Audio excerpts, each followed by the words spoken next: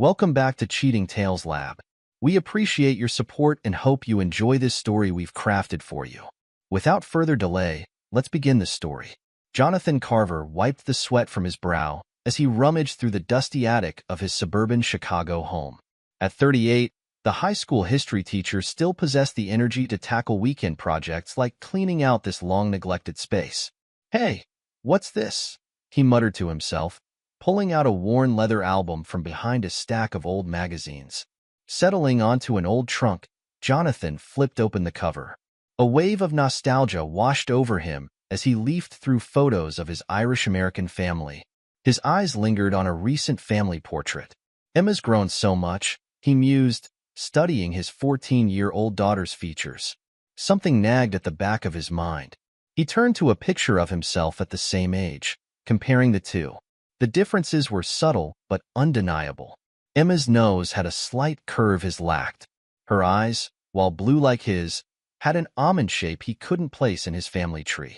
Jonathan flipped to a photo of 12-year-old Liam. The boy's complexion was a shade darker than his own, his hair a richer brown. "It's probably nothing," he told himself, trying to shake off the growing unease. But as he continued to study the photos, the seed of doubt took root. Later that evening, after the kids had gone to bed, Jonathan found himself hunched over his laptop in the dim light of his study. His fingers hesitated over the keyboard before he finally typed, "DNA test kits. What are you up to, hon?" Christina's voice startled him. She stood in the doorway, a curious expression on her face. Jonathan quickly closed the laptop. "Oh, just looking up some stuff for class," he lied, feeling a pang of guilt. "Heading to bed soon." Christina nodded, seemingly satisfied. "Don't stay up too late. Good night, love." As she patted away, Jonathan reopened the laptop and placed an order for 3 DNA test kits. His heart raced as he hit confirm purchase, wondering what truths the results might reveal. Weeks passed, each day a torment as Jonathan waited for the DNA results. He found himself scrutinizing his children's features at the breakfast table, searching for any resemblance to himself or Christina. Finally, an email arrived. With trembling hands, Jonathan opened the attachment. His own results showed exactly what he expected, a mix of Irish and other European ancestry. But Emma and Liam's results made his blood run cold. Both showed a significant percentage of Mexican heritage. "This can't be right," he whispered, staring at the screen in disbelief. That night, after tossing and turning for hours, Jonathan made a decision. He'd hire a private investigator to get to the bottom of this mystery. The next day, he met with a PI named Frank in a nondescript coffee shop. "So, what exactly are we looking for here?" Frank asked, his weathered face impassive. Jonathan leaned in, lowering his voice. "I need to know if my wife has been unfaithful. And if so, with whom?" Frank nodded, jotting down notes. "Any suspicions about who it might be?" Jonathan shook his head. "No idea. But the kids, they might not be mine." 2 weeks later, Frank called with news. "Mr. Carver, I think you should come to my office. There's something you need to see." Jonathan's heart sank as he looked at the photos spread across Frank's desk. There was Christina, his wife of 15 years, in the arms of another man. A man with features that bore a striking resemblance to Emma and Liam. "His name is Miguel Ramirez," Frank explained. "He's Christina's boss at the construction company. They've been seeing each other for at least 15 years, predating your marriage." Jonathan felt the room spin. 15 years? But we've only been married 4. Frank nodded. "I'm sorry, Mr. Carver. There's more." He pushed forward a stack of papers. Love letters, emails, hotel receipts. The affair has been ongoing and quite passionate. As Jonathan leafed through the evidence, his world crumbled around him. Every loving gesture, every family moment, all tainted by this monumental lie. "Who is he?" Jonathan asked, his voice barely above a whisper. "Miguel Ramirez is a prominent figure in the local construction industry," Frank replied. "He's known for his philanthropic work and his Mexican heritage." The final piece of the puzzle clicked into place. Jonathan stared at a photo of Miguel, seeing echoes of Emma and Liam in the man's features. "My whole life, it's been a lie," Jonathan murmured, more to himself than to Frank. Reeling from the revelation, Jonathan knew he needed support. He decided to confide in his family, hoping for comfort and guidance. On a Sunday afternoon, he gathered his parents and siblings in the familiar warmth of his childhood home. The smell of his mother's apple pie, once comforting, now turned his stomach. I have something to tell you all, Jonathan began, his voice shaking. He recounted the discovery of the photos, the DNA tests, and finally, the devastating results of the private investigation. As he spoke, he noticed an odd silence falling over the room. His mother wouldn't meet his eyes. His father shifted uncomfortably in his seat. His sister, Sarah, exchanged a pointed look with their brother, Michael. What is it? Jonathan demanded, a new fear gripping his heart. What aren't you telling me? Sarah was the first to break. Johnny, we knew. The words hit him like a physical blow. You knew? What do you mean you knew? His father cleared his throat. Son, we found out about Christina's indiscretion a few years back. We thought it best not to tell you. Best not to tell me? Jonathan's voice rose, incredulity and anger battling for dominance. You let me live a lie? You let me raise children that aren't mine, thinking they were? His mother reached out a hand. We thought we were protecting you, dear. You seemed so happy. Jonathan recoiled from her touch. Happy? I was living in ignorance. How could you keep this from me? Michael spoke up, his tone defensive. We didn't want to hurt you, bro. We figured what you didn't know wouldn't hurt you. Wouldn't hurt me? Jonathan laughed bitterly. Look at me now. Tell me this doesn't hurt. He stood, unable to bear the sight of his family any longer. The people he trusted most in the world had betrayed him just as deeply as Christina had. Johnny, please, his mother pleaded. We can talk about this. We can help you through it. But Jonathan was already heading for the door. I don't need your help, he spat. I don't need any of you. As he stormed out into the fading afternoon light, Jonathan felt more alone than he ever had in his life. His wife, his children, even his own family, everything he believed in had been built on lies. In that moment of crushing isolation, a cold resolve settled over him. He couldn't trust anyone he'd once held dear. The only person he could rely on now was himself. As he drove home, his mind racing with the enormity of the betrayals he'd uncovered, Jonathan made a decision. He would take matters into his own hands. He would have his revenge.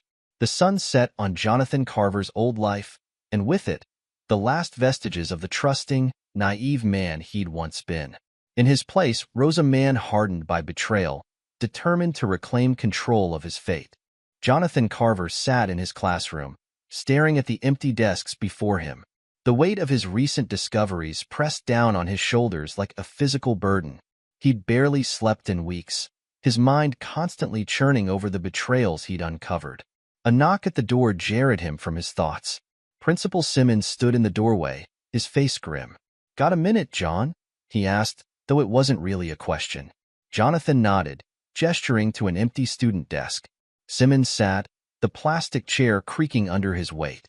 There's no easy way to say this, Simmons began, but the school board's pushing through a new history curriculum. It's not good. Jonathan's brow furrowed. What do you mean, not good? Simmons sighed, pulling a folder from his briefcase. See for yourself. As Jonathan leafed through the documents, his frown deepened. The proposed changes were more than just not good. They were an outright whitewashing of historical events. This is bullshit, Jonathan muttered, then looked up, remembering who he was talking to. Sorry, but Simmons was nodding. You're right. It is bullshit. But the board's under pressure from some big donors. They're pushing this through whether we like it or not. Jonathan felt a familiar anger rising in his chest. It was the same fury that had been simmering since he discovered the truth about his family. But this was something he could fight. We can't let this happen, he said, his voice low and determined. Simmons raised an eyebrow. We? John, I'm sympathetic, but my hands are tied. The board. Screw the board, Jonathan interrupted.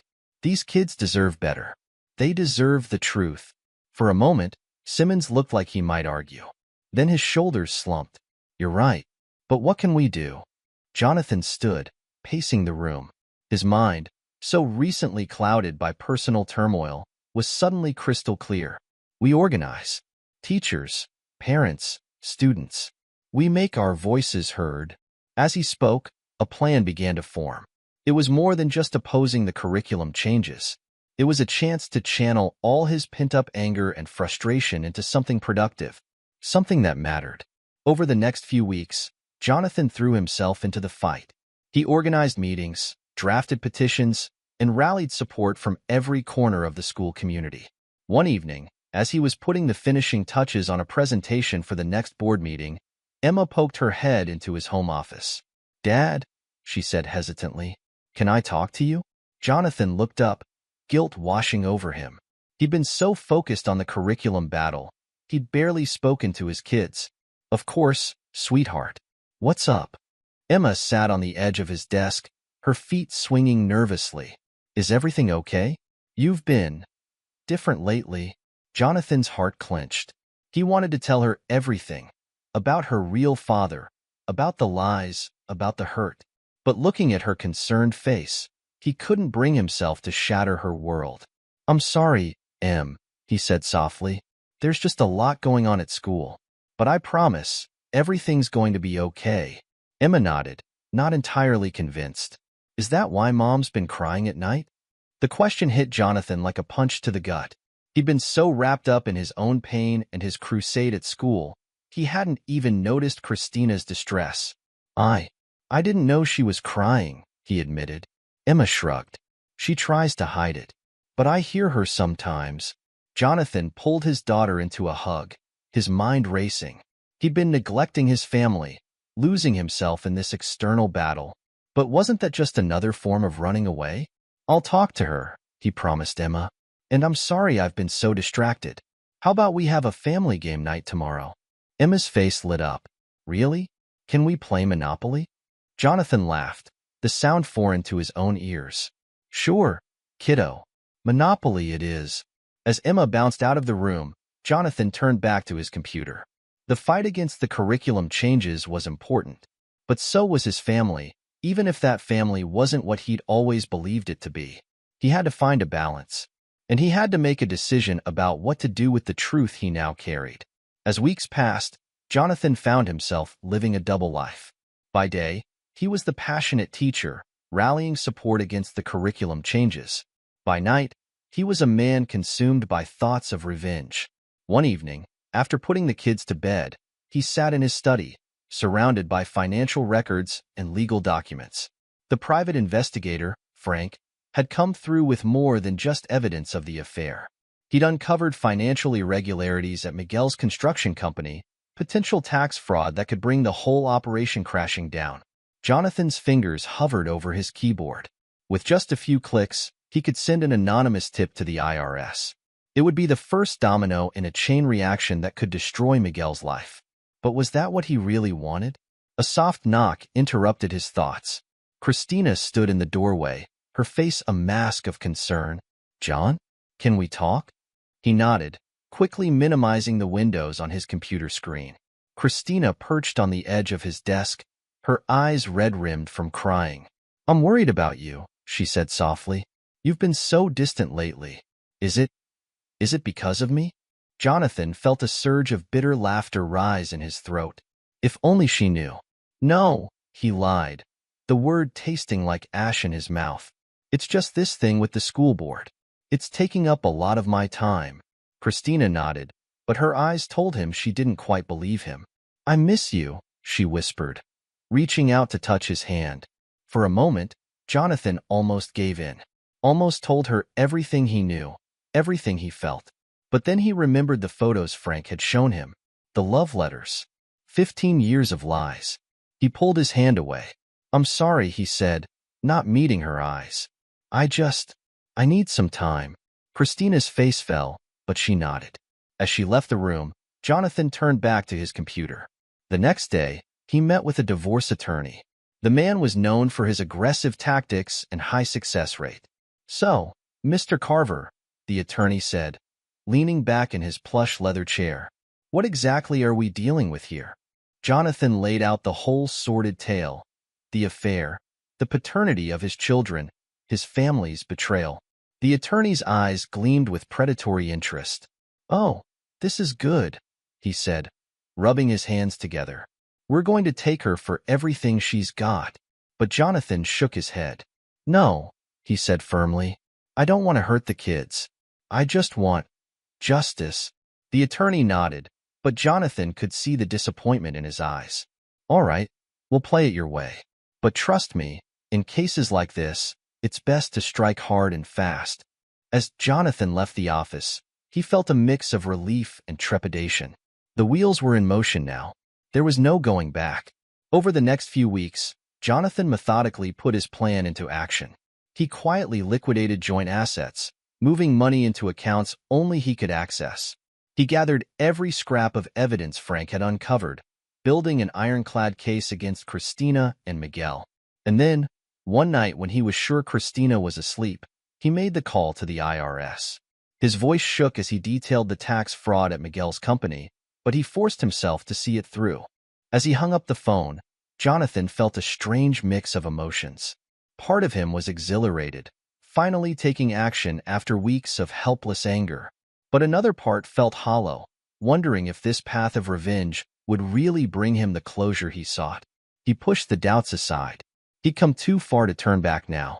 The night of Miguel's company gala arrived, and Jonathan found himself standing in front of his bedroom mirror, adjusting his tie with trembling hands. Christina appeared behind him, resplendent in a shimmering evening gown.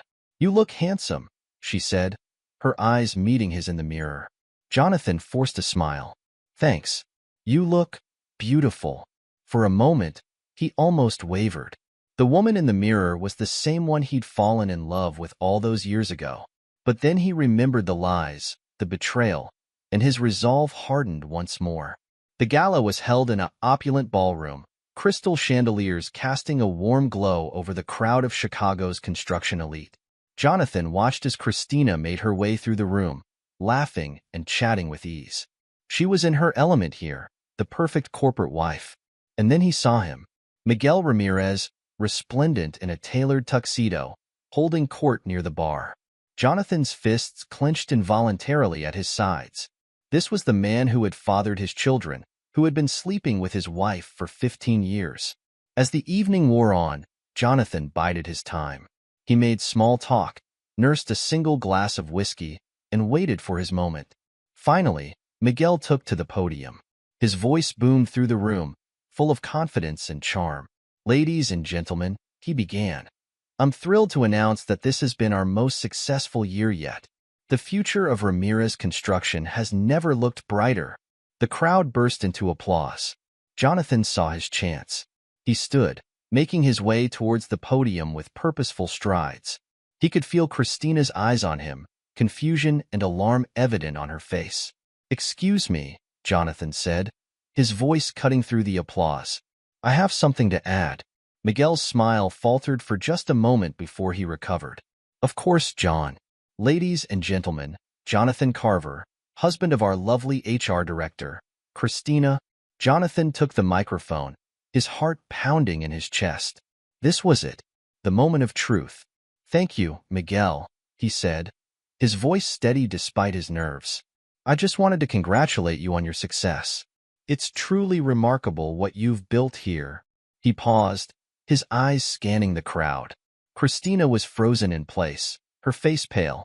"But I think it's time we were all honest with each other," Jonathan continued, "about the true foundation of this company's success." He reached into his jacket, pulling out a folder. "I have here the results of DNA tests proving that Miguel Ramirez is the biological father of my children. I also have evidence of a 15-year affair between Mr. Ramirez and my wife, Christina." The room erupted in gasps and whispers. Miguel's face had gone ashen, his knuckles white as he gripped the podium. "But that's not all," Jonathan pressed on, his voice rising above the din. "I also have documents detailing years of tax fraud and embezzlement at Ramirez Construction. Documents that are currently in the hands of the IRS and the FBI." The room exploded into chaos. Board members were on their feet, shouting questions. Investors pushed towards the exits. and in the center of it all stood Miguel and Christina, their carefully constructed world crumbling around them. Jonathan watched as the company owner, his face purple with rage, stormed up to Miguel. "You're fired," he bellowed. "And you can bet your ass we'll be cooperating fully with any investigation." Christina stumbled towards Jonathan, tears streaming down her face. "John," she pleaded, "how could you do this?" Jonathan looked at her, feeling a strange mix of satisfaction and sorrow. "How could I?" he asked quietly. "How could you, Christina? 15 years of lies. Our entire marriage. It was all a sham." As security began to clear the room, Jonathan turned and walked away. Behind him, he could hear Christina's sobs and Miguel's attempts to placate the furious board members. But he didn't look back. Outside, the cool night air hit him like a slap to the face. He loosened his tie, taking deep breaths. It was done. His revenge was complete. But as he stood there, watching the chaos unfold through the ballroom's windows, Jonathan felt no joy, no sense of triumph, just a hollow emptiness where his anger had once burned. He hailed a cab, giving the driver his home address. As the city lights blurred past, Jonathan wondered what came next. He'd torn down the lie that was his life. Now, he had to figure out how to build something true from the rubble. The morning after the gala, Jonathan Carver woke to a world forever changed. The taste of victory was bitter in his mouth, mixed with the acrid flavor of spent anger and lingering betrayal. He lay in bed, staring at the ceiling, wondering if the hollowness in his chest would ever be filled again. His phone buzzed incessantly. News of last night's confrontation had spread like wildfire through Chicago's business and social circles. He ignored the calls and messages, focusing instead on the next step in his meticulously planned revenge. At precisely 9 a.m., Jonathan walked into the offices of Hartley & Associates, the law firm housing Chicago's most ruthless divorce attorney. Bernard Hartley's reputation preceded him. A shark in a sea of minnows, known for leaving opposing parties with little more than the clothes on their backs. Hartley's office was a testament to his success, all mahogany and leather, with a view of Lake Michigan that probably cost more per square foot than most people's entire homes. The lawyer himself was a study in contrasts. Expensive suit, cheap haircut, and the hungry eyes of a predator. "Mr. Carver," Hartley said, rising to shake Jonathan's hand. "I heard about last night's performance. Quite the show, I must say." Jonathan nodded, taking a seat. "I want this done quickly and cleanly, Mr. Hartley. I have all the evidence you'll need right here." He placed a thick folder on the desk. Hartley's eyes gleamed as he leafed through the documents. "Oh, this is good. Very good indeed. With this, we can't—" "No," Jonathan interrupted. "I don't want to destroy her completely. I just want what's fair. And I want the kids." Hartley's excitement dimmed slightly, but he nodded. "Of course, Mr. Carver. We'll proceed as you wish." Over the next few weeks, Jonathan's life became a whirlwind of legal meetings and court appearances. Christina, backed into a corner by the mountain of evidence against her, hardly put up a fight. Her once immaculate appearance had given way to dark circles under her eyes and a permanent look of defeat. In the end, the judge's ruling was swift and decisive. Jonathan was awarded full custody of Emma and Liam, along with the majority of their assets. Christina was left with a small alimony payment and visitation rights that felt more like a consolation prize than a victory. As Jonathan left the courthouse, he caught sight of Christina slumped on a bench, her head in her hands. For a moment, he felt a twinge of something. Pity? Regret? But then he remembered the years of lies, the betrayal that had hollowed out his life, and he walked on without a backward glance. Meanwhile, across town, Miguel Ramirez was facing his own personal hell. The IRS investigation, triggered by Jonathan's anonymous tip, had uncovered years of tax fraud and embezzlement. Miguel's once sterling reputation in the construction industry was in tatters. Desperate to recoup his losses and maintain his lavish lifestyle, Miguel turned to the only avenue he thought might save him: gambling. He started small, placing bets at legitimate casinos. But as his losses mounted and his desperation grew, he found himself drawn into the seedy underbelly of Chicago's illegal gambling scene. One night, in a smoke-filled back room of a rundown bar, Miguel sat at a poker table, sweat beading on his brow. He was down to his last chip, having already lost his savings, his home, and any chance of rebuilding his reputation in the industry. All in, he rasped, pushing the lone chip forward. The dealer, a man with dead eyes and nicotine-stained fingers, dealt the final card. Miguel's hand shook as he turned over his cards. "House wins," the dealer intoned, his voice devoid of emotion. Miguel stumbled from the table, his world spinning. He'd lost everything. In a matter of months, he'd gone from being one of Chicago's most respected businessmen to a penniless gambler with a mountain of debt. As he stumbled out into the cold Chicago night, Miguel Ramirez realized that his carefully constructed life, built on lies and deceit, had crumbled to dust. And somewhere across the city, Jonathan Carver slept soundly for the first time in months, his revenge complete. The "for sale" sign stood stark against the manicured lawn of the Carver family home. Jonathan watched from the driveway as the realtor hammered it into place, each strike of the mallet another nail in the coffin of his old life. "Dad," Emma's voice pulled him from his reverie. "Are we really leaving?" Jonathan turned to his daughter, seeing the mix of uncertainty and hope in her eyes. At 14, Emma was old enough to understand the broad strokes of what had happened, if not all the sordid details. "Yeah, sweetheart, we are," he said, pulling her into a hug. "It's time for a fresh start." Liam bounded out of the house, his 12-year-old energy seemingly undiminished by the turmoil of the past months. "I call shotgun on the moving truck," he yelled, racing past them towards the driveway. Jonathan couldn't help but smile. Despite everything, the lies, the betrayal, the public spectacle of the divorce, his kids had shown a resilience that continually amazed him. They'd chosen to stay with him, recognizing his unwavering love and support even in the face of the shocking revelation about their biological father. The move to a new town was more than just a change of scenery. It was a chance to rebuild, to create a life unburdened by the weight of past deceptions. Jonathan had accepted a position as principal at Oak Ridge Academy, a prestigious private school known for its progressive approach to teaching history. As they pulled out of the driveway for the last time, Jonathan caught a glimpse of his neighbors peering out from behind their curtains. No doubt they were glad to see the back of the Carvers, tired of the whispers and scandal that had plagued the once quiet suburban street. The drive to their new home was filled with a mix of excited chatter from the kids and long stretches of contemplative silence. Jonathan's mind wandered to the curriculum debate that had consumed him in the midst of his personal turmoil. His victory in that fight had earned him widespread respect in educational circles, opening doors he never thought possible. As they crossed the state line, leaving the familiar skyline of Chicago behind, Jonathan felt a weight lift from his shoulders.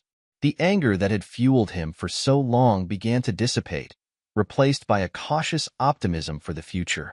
Their new home was smaller than the old one, but brighter somehow. Large windows let in streams of sunlight, illuminating rooms that seemed to hold the promise of new beginnings. As Emma and Liam raced through the house, claiming bedrooms and arguing over closet space, Jonathan stood in the empty living room, taking it all in. The first few weeks in their new town were a whirlwind of unpacking, school preparations, and community introductions. Jonathan threw himself into his new role at Oak Ridge Academy, determined to make a positive impact on his students' lives. It was during this time that Jonathan realized he needed to do more than just move on. He needed to heal. The betrayal he'd experienced had left deep scars, ones that wouldn't fade without conscious effort. On a whim, he decided to start a support group for people who had been betrayed by their spouses. The first meeting was held in a small room at the local community center, with just 3 attendees besides himself. "My name is John," he began, his voice slightly shaky, "and I'm here because my wife of 15 years had an affair with her boss. An affair that resulted in the 2 children I thought were mine." As he spoke, Jonathan felt a weight lifting from his chest. The simple act of sharing his story, of speaking his truth to others who understood, was cathartic in a way he hadn't anticipated. Week by week, the group grew. People from all walks of life, united by the common thread of betrayal, found solace and strength in each other's stories. Jonathan discovered a sense of purpose in helping others navigate the turbulent waters of broken trust, and shattered relationships. It was at one of these meetings that Jonathan first met Alexandra. She sat quietly at the back of the room, her dark hair framing a face that spoke of both strength and vulnerability. When she finally spoke, her story of betrayal and resilience resonated deeply with Jonathan. After the meeting, they found themselves lingering, conversation flowing easily between them. Alexandra, it turned out, was also an educator, a history teacher at a nearby high school. "I've heard great things about what you're doing at Oak Ridge," she said, a spark of admiration in her eyes. "Your approach to teaching history, it's inspiring."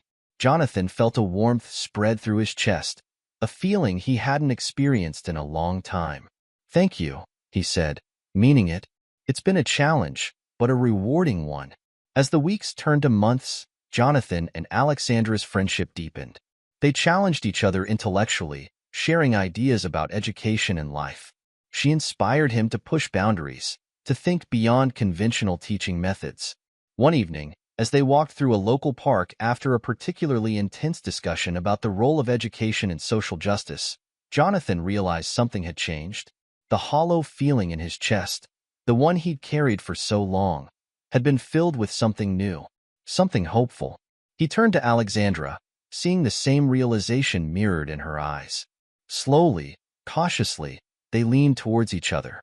Their first kiss was gentle, tentative, a promise of something genuine and honest. As they pulled apart, Jonathan felt a mix of excitement and fear. I'm not sure I'm ready for this," he admitted. Alexandra squeezed his hand. "That's okay," she said softly. "We've got time." And for the first time in years, Jonathan Carver looked to the future with genuine hope. 5 years passed in a blur of school events, family dinners, and quiet evenings with Alexandra. Jonathan's life had settled into a rhythm he never thought possible in the aftermath of his divorce. Emma, now 19, was thriving in her first year of college. Liam, 17, was captain of his high school debate team, his quick wit and passion for justice a constant source of pride for Jonathan. It was a crisp autumn morning when the call came. Jonathan was in his office at Oak Ridge Academy, reviewing applications for a new history teacher position when his phone buzzed. The number wasn't one he recognized, but something compelled him to answer. "Hello? John? It's Rebecca, Christina's sister." Jonathan felt his stomach drop. He hadn't heard from anyone in Christina's family since the divorce. "Rebecca? What's wrong?" There was a pause, filled with the static of unsaid words. Then, "It's Christina. She's gone, John. She passed away last night." The world seemed to tilt on its axis. Jonathan gripped the edge of his desk, his knuckles turning white. "What happened?" "It was her heart," Rebecca's voice cracked. "An undiagnosed condition. She went in her sleep." As Rebecca continued to speak, filling in the details of funeral arrangements and legal matters, Jonathan found himself oddly detached. He felt no joy in Christina's death, but neither did he feel the crushing sorrow he might have expected. It was as if he was hearing about the passing of a distant acquaintance, not the woman he'd once vowed to love for a lifetime. But it was Rebecca's next words that truly shocked him. "John, there's something else you should know," she said, her voice heavy with a mix of guilt and sadness. "Christina, she's been struggling these past few years. After the divorce, after everything that happened with Miguel, she couldn't find work in her field.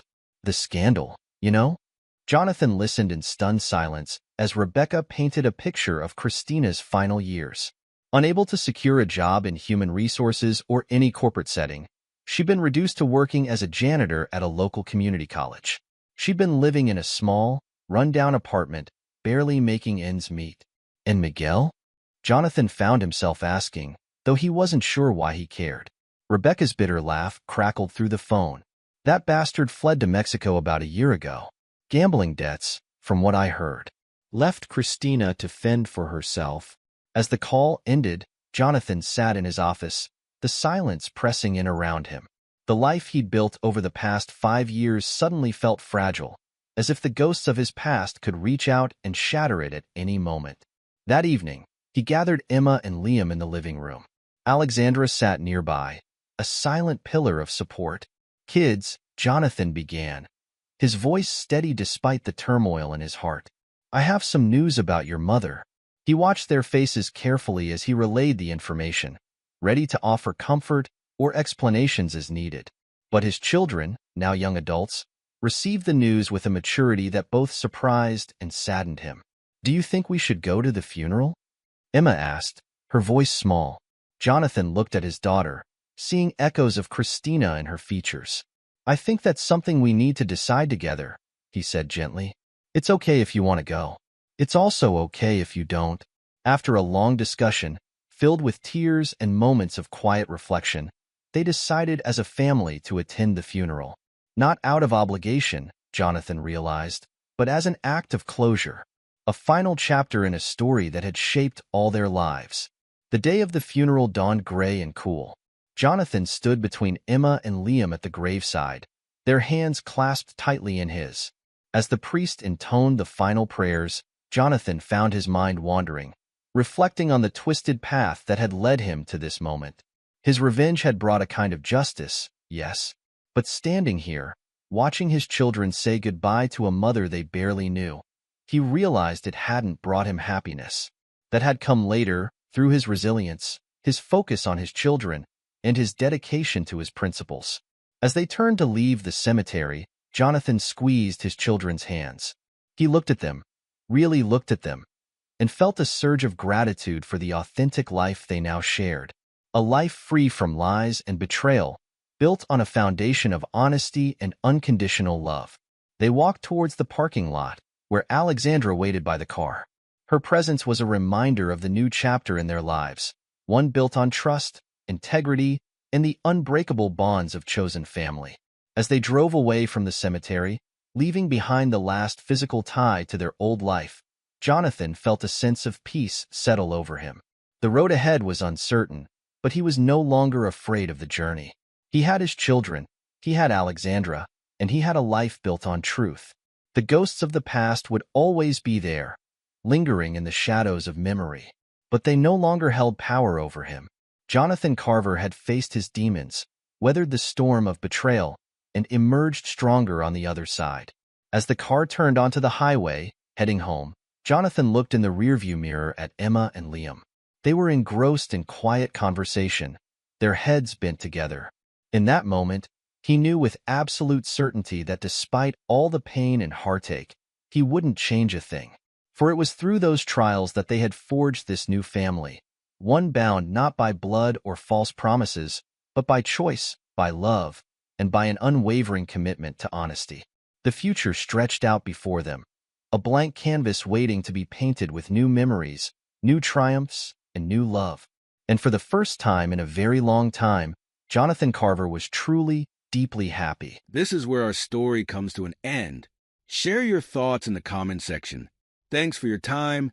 If you enjoy the story, please subscribe to this channel.